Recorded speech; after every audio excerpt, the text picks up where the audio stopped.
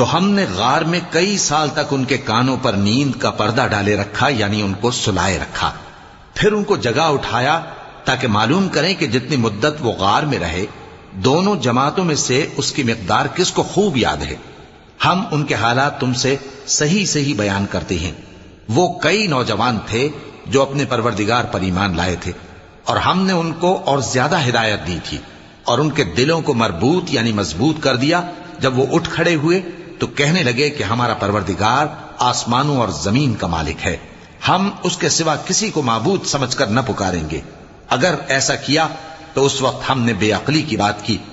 ان ہماری قوم کے لوگوں نے اس کے سوا اور معبود بنا رکھے ہیں، بھلا یہ ان کے معبود ہونے پر کوئی کھلی دلیل کیوں نہیں لاتے؟